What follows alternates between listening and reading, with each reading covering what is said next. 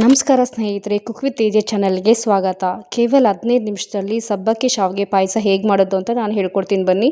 ಈ ವಿಧಾನದಲ್ಲಿ ಮಾಡಿದ್ರೆ ನಿಮ್ಮ ಮನೆಯವ್ರು ಮತ್ತೆ ಎಕ್ಸ್ಟ್ರಾ 1 ಕಪ್ ಕೇಳಿ ತಿಂತಾರೆ. ಹೇಗೆ ಮಾಡೋದು ಅಂತ ನೋಡೋಣ ಬನ್ನಿ. ಮೊದಲಿಗೆ ಒಂದು ಪ್ಯಾನ್ ಇಟ್ಟು ಅದರಲ್ಲಿ ಒಂದು ಅರ್ಧ ಟೇಬಲ್ ಸ್ಪೂನ್ ತುಪ್ಪನ ಸೇರಿಸೋಣ. ಇದು ಬಿಸಿ ಆದ ನಂತರ ನಾವು ಇದಕ್ಕೆ ಒಂದು 10ರಿಂದ 15 ಗೋಡಂಬಿಯನ್ನು ಸಣ್ಣದಾಗಿ ಕಟ್ ಮಾಡಿ, ಜೊತೆಗೆ ಒಂದು 10 ದ್ರಾಕ್ಷಿಯನ್ನು ಸಹ ಸೇರಿಸಿ ಇದನ್ನು ಫ್ರೈ ಮಾಡ್ಕೊಳ್ಳೋಣ. ಈಗ ಫ್ರೈ ಮಾಡಬೇಕಾದ್ರೆ ನೀವು ಇದನ್ನು ಸಿಮ್ಮಲ್ಲಿ ಇಟ್ಕೊಳ್ಳಿ. ಈಗ ಸಿಮ್ಮಲ್ಲಿಟ್ಟು ಗೋಲ್ಡನ್ ಕಲರ್ ಫ್ರೈ ಆಗಿದೆ. ಈಗ ಇದನ್ನು ನಾವು ಒಂದು ಬೌಲ್ಗೆ ಟ್ರಾನ್ಸ್ಫರ್ ಮಾಡ್ಕೊಳ್ಳೋಣ. ಈಗ ಅದೇ ಪ್ಯಾನ್ಗೆ 1 ಕಪ್ ಶಾವಿಗೆ ಸೇರಿಸೋಣ. ಇದನ್ನು ಸಹ ನಾವು ಒಂದು 2ರಿಂದ 3 ನಿಮಿಷ ಫ್ರೈ ಮಾಡ್ಕೊಳ್ಳೋಣ. ನೋಡಿ, ಈಗ ಗೋಲ್ಡನ್ ಕಲರ್ ಟರ್ನ್ ಆಗಿದೆ. ಇದನ್ನು ನಾವು ಬೇರೆ ಬೌಲ್ಗೆ ಟ್ರಾನ್ಸ್ಫರ್ ಮಾಡ್ಕೊಳ್ಳೋಣ. ಈಗ ಪಕ್ಕದಲ್ಲೇ ನಾವು ಇನ್ನೊಂದು ಪಾತ್ರೆ ಇಟ್ಟು ಅದಕ್ಕೆ 1 ಲೀಟರ್ ಹಾಲನ್ನು ಸೇರಿಸೋಣ. ಇದನ್ನು ಸ್ವಲ್ಪ ಬಿಸಿಯಾಗಕ್ಕೆ ಬಿಡೋಣ. ಈಗ ಅದಕ್ಕೆ ನಾನು 1 ಗ್ಲಾಸ್ ನೀರು ಸೇರಿಸ್ತಾ ಇದ್ದೀನಿ. ಇವಾಗ 1 ಲೀಟರ್ ಹಾಲಿಗೆ 1 ಗ್ಲಾಸ್ ನೀರು ಸಾಕು.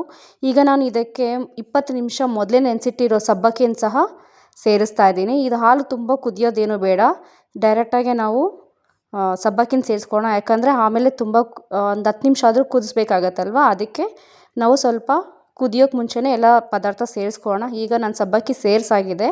ಇದನ್ನು ಸ್ವಲ್ಪ ಚೆನ್ನಾಗಿ ಕಲಿಸ್ಕೊಡೋಣ.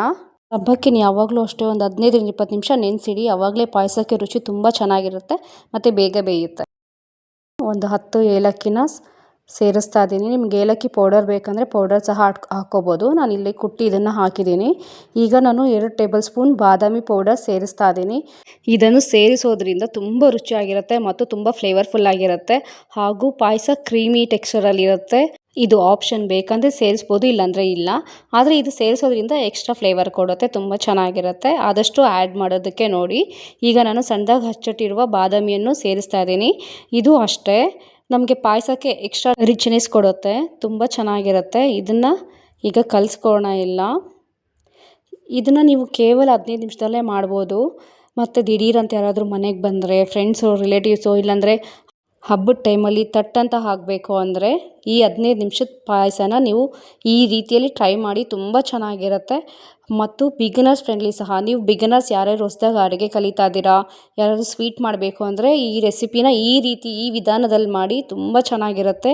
ಎಲ್ಲರೂ ಎಕ್ಸ್ಟ್ರಾ 1 ಕಪ್ ಬೇಕು ಅಂತ ಕೇಳ್ತಾರೆ ಮತ್ತು ಮನೆಯೆಲ್ಲ ಘಮ ಘಮ ಅಂತ ಇರುತ್ತೆ, ಅಷ್ಟು ಟೇಸ್ಟಿಯಾಗಿರುತ್ತೆ. ನೋಡಿ, ಈಗ ಈ ಪಾಯಸನ ಚೆನ್ನಾಗಿ ಒಂದು 10 ನಿಮಿಷ ಕುದಿಸ್ಕೊಳ್ಳೋಣ.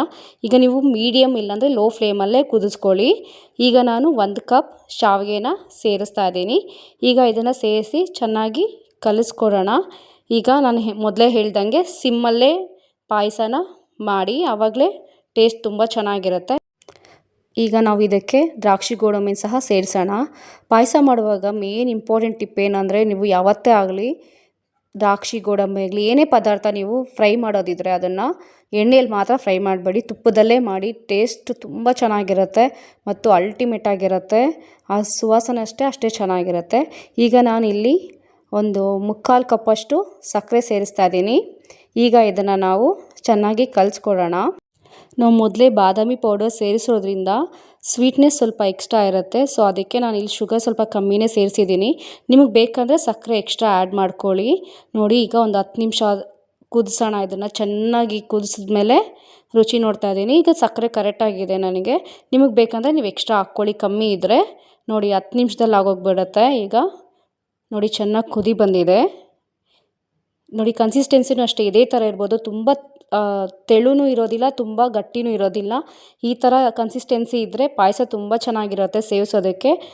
ನೋಡಿ, ಈಗ ರೆಡಿ ಟು ಸರ್ವ್. ಕೇವಲ 15 ನಿಮಿಷದಲ್ಲೇ ಆಗೋಯ್ತು ಪಾಯಸ. ನೀವು ಟ್ರೈ ಮಾಡಿ, ಹೇಗಿದೆ ಅಂತ ಕಮೆಂಟ್ ಮಾಡಿ. ಪ್ಲೀಸ್ ಸಬ್ಸ್ಕ್ರೈಬ್ ಮಾಡಿ, ಲೈಕ್ ಮಾಡಿ ಮತ್ತು ಶೇರ್ ಮಾಡಿ.